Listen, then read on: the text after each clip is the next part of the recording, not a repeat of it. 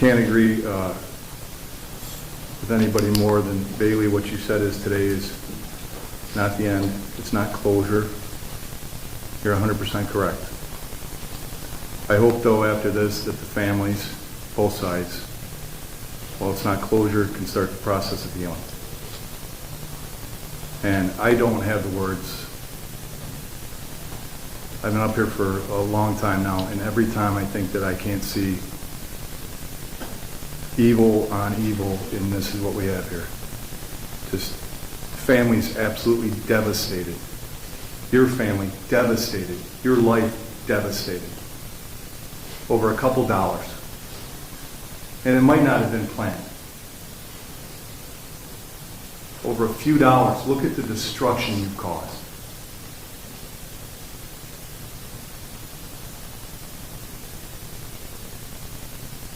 I'm sorry to the families. I wish this road gave me some sort of magic to make things go away.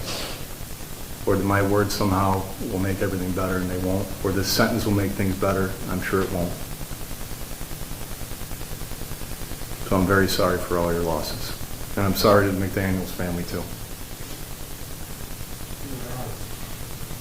I'm sorry for all of you. It is just an absolute tragedy that should have been prevented and could have been prevented. Over a couple of dollars.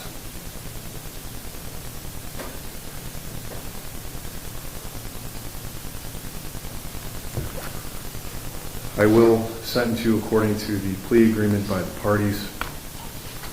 First and foremost, so based on your plea, you are on notice of your duties to enroll as a violent offender if you are released pursuant to 2903.41. I'll have your counsel fill out that paperwork with you at the appropriate time.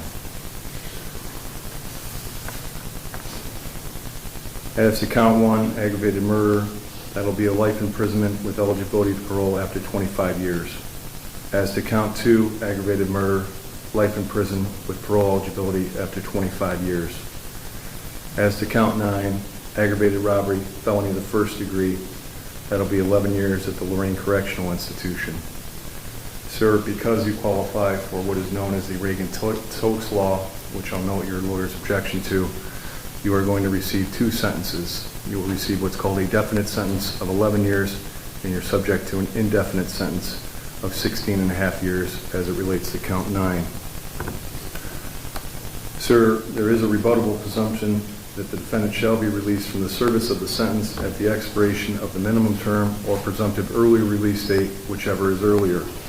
That the DRC may rebut presumption if at hearing held under 2967.271, DRC makes specified determinations regarding the offender's conduct while confined, the offender's threat to society, the offender's restrictive housing, if any, while confined, and the offender's security classification.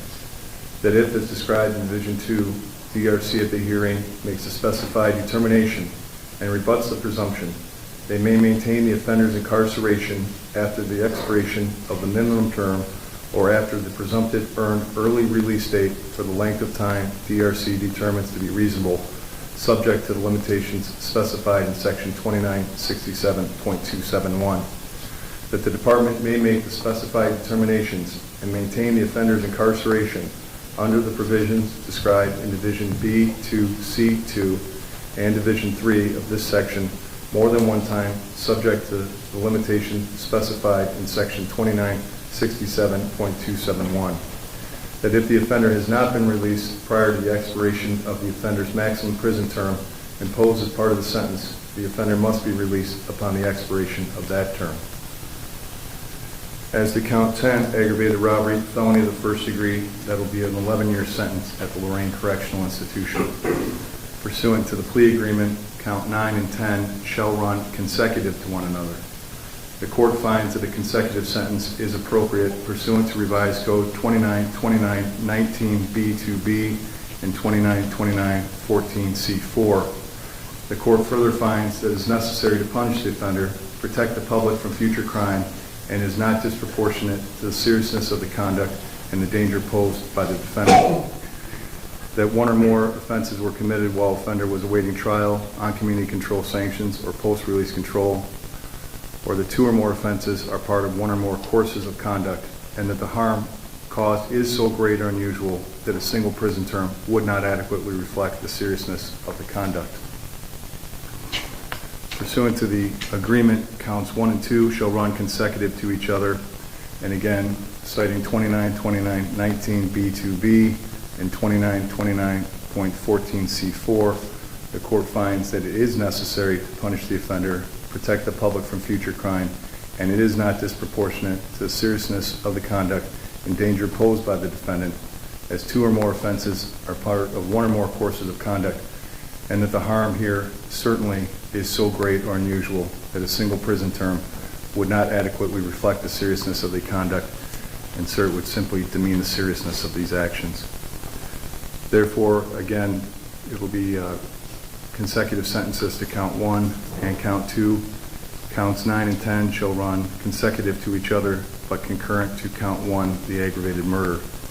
As it relates to count 9 and 10, if ever applicable, you will be subject to what is called post-release control, and that would be a mandatory minimum of 2 years up to a maximum of 5 years of post-release control. That means, sir, that the adult parole authority and not this court would supervise you. They again would supervise you for a period of 2 years up to a maximum of 5 years. The adult parole system would give you terms and conditions you must follow. Should you fail to meet the terms and conditions of the adult parole authority, then they can modify and or extend your supervision and make it more restrictive. They can incarcerate you for up to 1/2 the original sentence imposed by this court. If you fail to appear for them, they can charge you with a new offense called escape, another felony where you face additional prison time. And if you commit new crimes while on post-release control, you can face the maximum penalty under the law for the new crimes committed. Your sentence then, sir, will be life imprisonment with first eligibility of parole after serving 50 full years.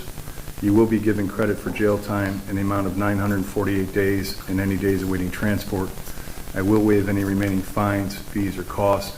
You certainly are now indigent, and you will receive any jail time credit awaiting transport.